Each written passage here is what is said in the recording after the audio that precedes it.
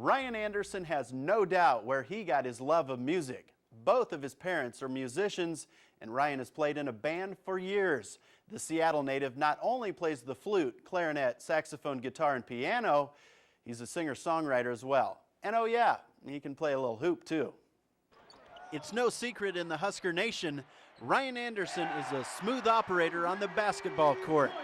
But the soulful sophomore is pretty smooth on the keyboard as well. I wish he could play basketball as well as he can play the organ. Doc Sadler has fun kidding about his dual threat forward, but for Ryan, music is no laughing matter. It's a deeper, intimate love than some of the things like that more physical, like basketball. This is like something that's different. It's a love like from deep in my heart. I really love music. This past summer, Ryan went home to Seattle and recorded a rough draft of his upcoming album. 15 songs, including To Get to Your Heart. 'Cause you got me speechless right now, and I just want to know the way how to get to your heart,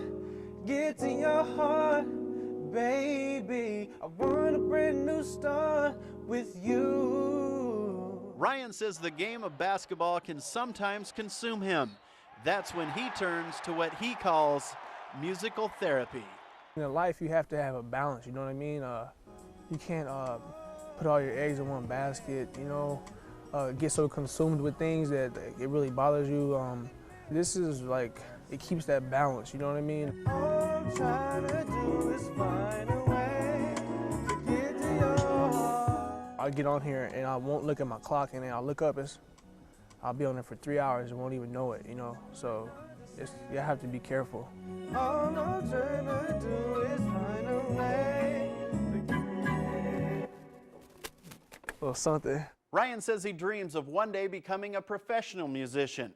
But before that happens, he would like to take a shot at first becoming a professional basketball player. Either way, he's bound to be successful.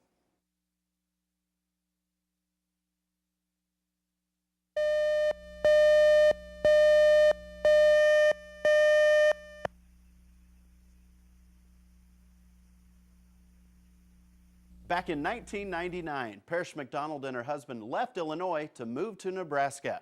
Parrish's husband took a job as senior pastor at Westminster Presbyterian Church in Lincoln, and it wasn't long before the Tennessee native fell in love with our capital city. From the schools to the pools to the bike trails, Parrish thought so much of Lincoln, she was often asked, "You love this city so much, why don't you do a book about it?" And I said, "I will." Parrish went to work, spending about a year hunting and gathering vital information.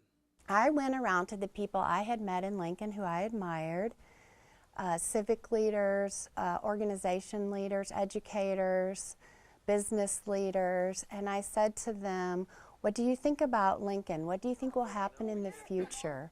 What excites you about Lincoln? Why do you live here? What are the things you love about it?" That's one of my favorite places to go hang out too.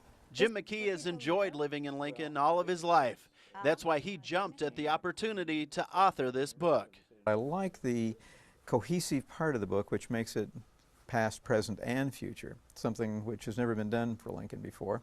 And in fact, very few cities have that future aspect on them.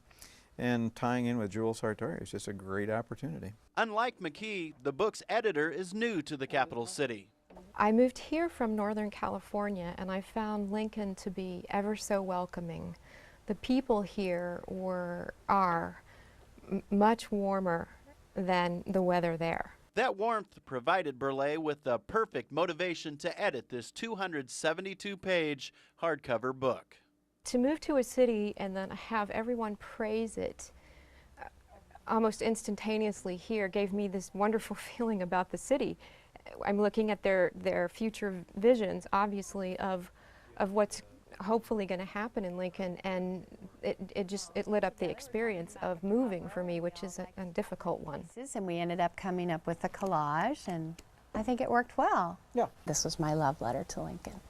Although it has only been on the bookshelves for about a month, Visions of Lincoln has already risen to #2 on the local bestsellers list. Well, if you have a story idea from your neck of the woods, tell me all about it. Go to the 1011 web channel and click on Lance's Journal. I look forward to hearing from you.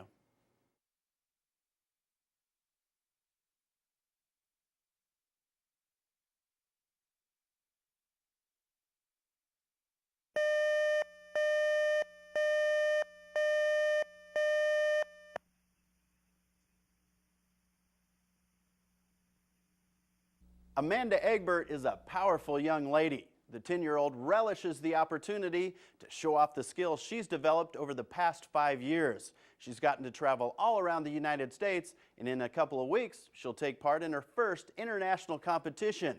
Look out, Honolulu.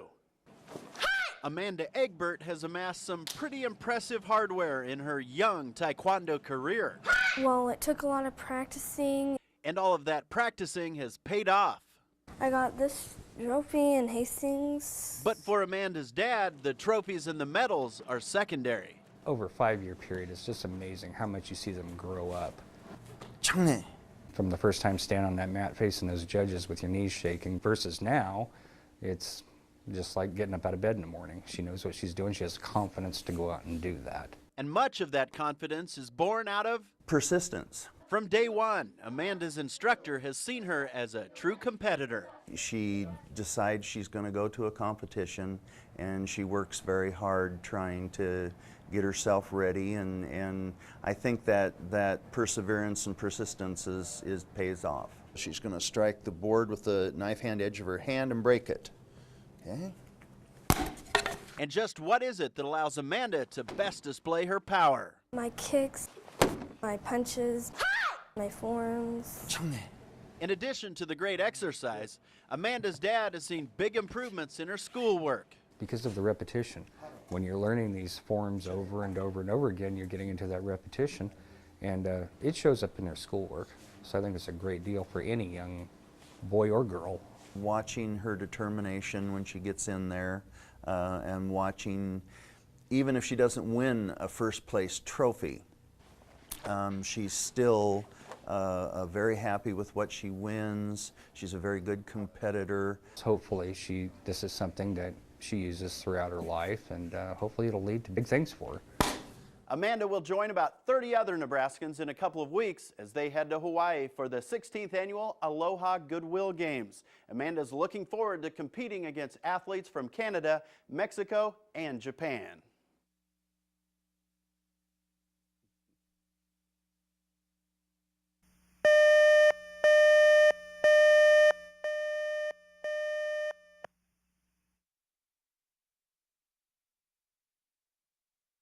Cara Lee was living the dream. With a new master's degree firmly in hand, she was preparing to take the Windy City by storm. But the Lincoln East graduate ran into a roadblock along the way. It was a rainy day in November back in 2003. Cara remembers walking to her car after work. She remembers traveling down the busy street, and then her memory faded to black. It was a big flatbed tow truck, and he ran a red light at a big intersection going about 60 and T-boned me right in the driver's side door. That's every parent's worst nightmare, to get called at midnight and say your daughter's in a very severe accident and we're on our way to surgery. I woke up the next day with a big cast on, and pretty much everything on my left side was broken. Her upper arm was snapped in two, her hand shattered, and her spleen removed. They saved my life. If I hadn't had such wonderful surgeons in Chicago, I wouldn't be here. The long road to recovery began. From the day I woke up in the hospital for like the next year, it was really one day at a time. That winter was a long, cold winter for her. The very thought of you. Now, 4 winters later, Cara is back, doing what she loves. I'm living in a kind of daydream. I'm happy as a queen. She's come a long ways, a very long ways. I guess trying to explain it's pretty hard, but to actually see it, you know, it may be simple, but it's not. To see her one day pick up her violin and play something that she couldn't before, I mean, it's pretty spectacular.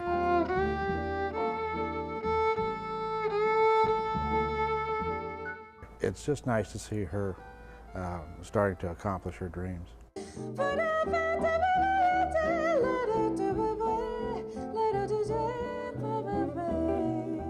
You really, truly never know what you can handle until it's thrown at you. And then you just handle it because you have to keep surviving. Yeah, get your kicks on Route 66.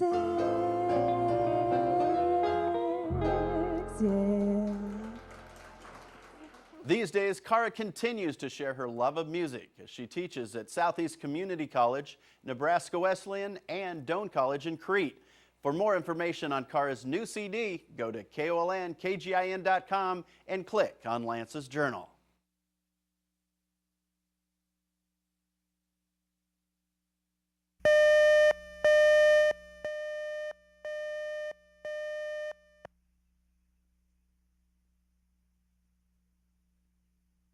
It's the end of an era in Custer County. For the first time in about a half a century, Jack and Jill customers won't be greeted by good old Earl Kennedy this week. One of the friendliest guys in town has decided to hang up his apron for the final time. If you've lived in or around Broken Bow in the past 47 years, this is probably a pretty familiar sight. I would say it's been a very enjoyable experience. Earl Kennedy started at Jack and Jill back in July of 1960. In essence, it doesn't seem like 47 years. It's gone pretty fast. He was just 29 years old when he was lured away from the John Deere dealer in Sumner. Came up and talked to him, and he offered me a $20 a week raise, and I thought I was in second heaven. Earl's favorite part of this job has always been the people. So this has been an important relationship. Yeah, right. Yeah. Appreciate you, Bill. Okay. And Earl is highly appreciated as well. Been real enjoyable to have him as an employee. For his work ethic and his amazing memory. Hey, he never forgets a name. And what'd you say? Yeah. This job has even allowed Earl to stay in touch with his spiritual side. This lady came through earlier. She said I must pray a lot because she always catches me when I'm on my knees. One of Earl's biggest fans is his daughter, Deb. I'm just proud of the example you've set for us as kids, and not only here, but just the way you treat people, and that whatever you do, you exemplify your faith. It's with you everywhere you are, and I just think that's the best example you could have set for any of us. Thank you. My daddy. Now that Earl is officially retired, he and his wife plan on doing some traveling. They'll head up to Earl's birthplace in southern Minnesota in May, and they're planning on seeing a lot more around the great state of Nebraska as well. But just remember, Earl, just because you've given up working doesn't mean you have to give up coffee breaks.